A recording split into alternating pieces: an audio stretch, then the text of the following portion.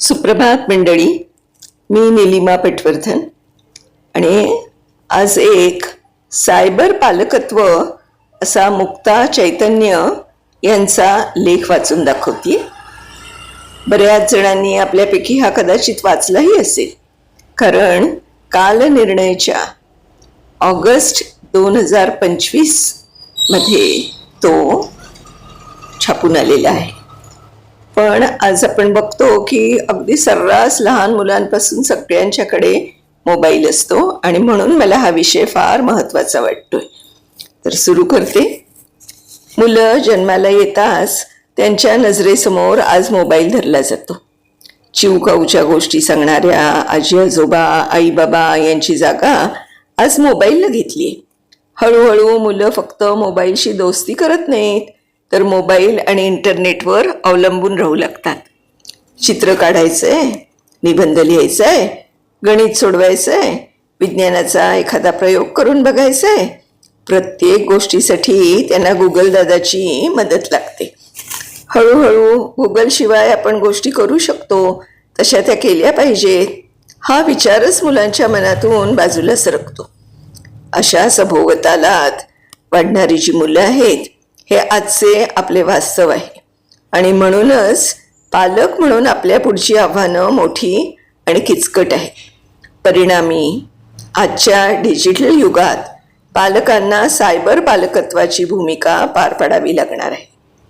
Cyber पालकत्व म्हणजे नक्की काय? तर तंत्रज्ञानाबरोबरच सजग, समतोल आणि समृद्ध सहजीवन जगण्यासाठी मुलांना तयार करणं. म्हणजेच इंटरनेटचे धोके मुलांना समजावून देणं. त्यांचा स्क्रीन टाईम प्रचंड असेल तर तो कमी व्हावा यासाठी मुलांना मदत करणं. ऑनलाईन जग जितकं रंजक आहे तितकंच ऑफलाईन जगही सुंदर आहे हे समजावून देण्यासाठी, त्याचा अनुभव मुलांना घेऊ देण्यासाठी स्वतः वेळ काढणं. आपले मूल गेमिंग किंवा इंटरनेटमुळे निर्माण होणाऱ्या कुठल्याही प्रकारच्या व्यसनात अडकू नये यासाठी जागरूक असणं. आणि हे सगळे तेव्हाच घडू शकेल जेव्हा पालक म्हणून आपण जागरूक आणि संवादी असू.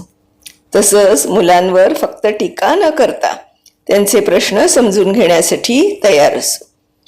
सायबर पालकत्वासमोरची आव्हानं. पहिलं, इतिहास नाही. इंटरनेटच्या संदर्भात आताच्या पालक पिढीकडे मागच्या पिढीच्या अनुभवांचा ऐवज उपलब्ध नाही. आपले आईबाबा आजी आजोबा यांना सायबर पालकत्व करण्याची वेळ कधीही आलेली नव्हती.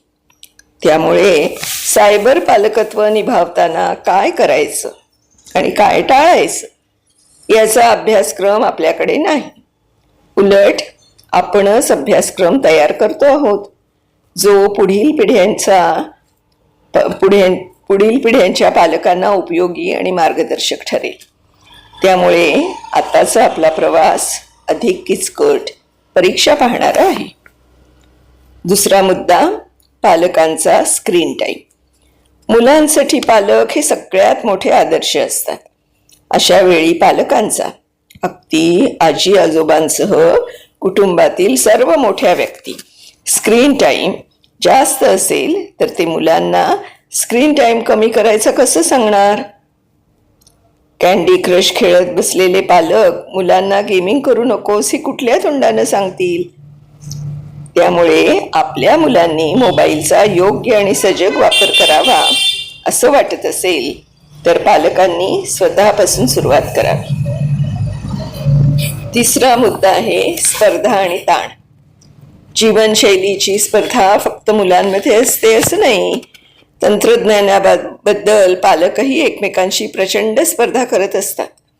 मुलांना किती रुपयांचा मोबाईल घेऊन द्यायचा इथपासून किती महागडे गेमिंग गॅजेट्स घ्यायचे, कोणता स्मार्ट टीव्ही घ्यायचा इथपर्यंत अनेक गोष्टी.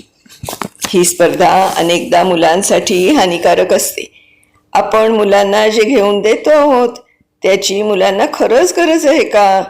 त्यांच्या वयाला अनुरूप गोष्टी आपण घेतो आहोत का? हा विचार पालक म्हणून आपण करायला हवा. सायबर पालकत्व निभावताना हे लक्षात ठेवा. वयानुरूप गॅजेट्स घ्या. मुलांना मूल राहू देणं गरजेचं असलं तरी सायबर जग मुलांना मूल राहू देत नाही. त्यामुळे आपण मुलांना कुठली गोष्ट कधी देतो आहोत याचा सुज्ञ पालकांनी विचार केला पाहिजे.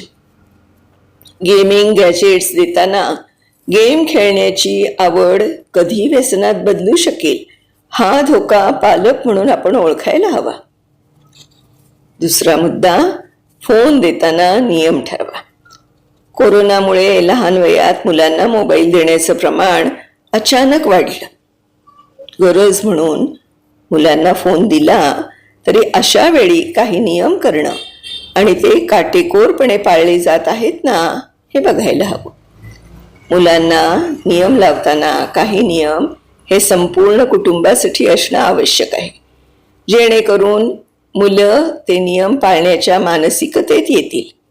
उदाहरणार्थ, जेवताना किंवा रात्री झोपताना फोन वापरायचा नाही.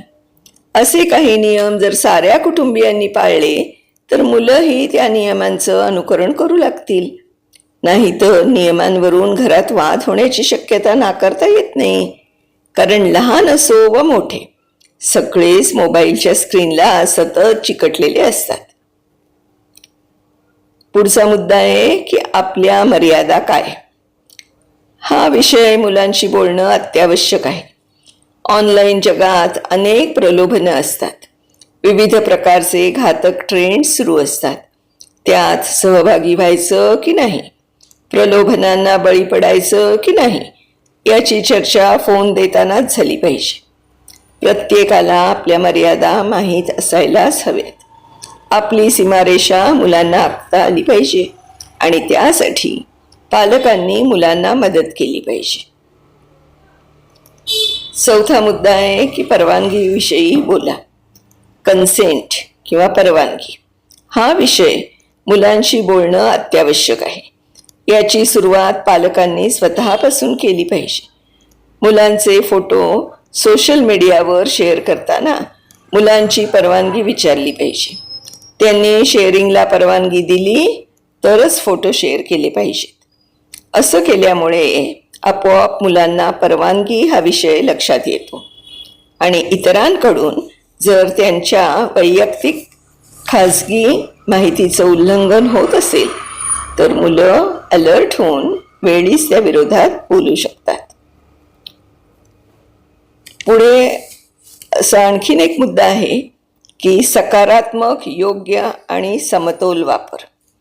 मुलांनी मोबाईलचा वापर चांगल्या गोष्टींसाठी योग्य पद्धतीनं आणि त्याचे विपरीत परिणाम टाळून करावा असं वाटत असेल तर त्यांच्याशी याविषयी सातत्यानं बोलणं आवश्यक आहे.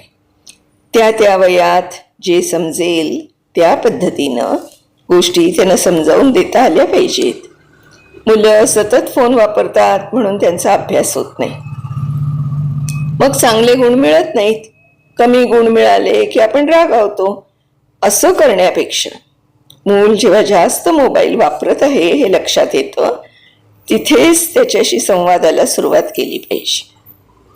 एकदा बोलून ही गोष्ट होऊ शकत नाही.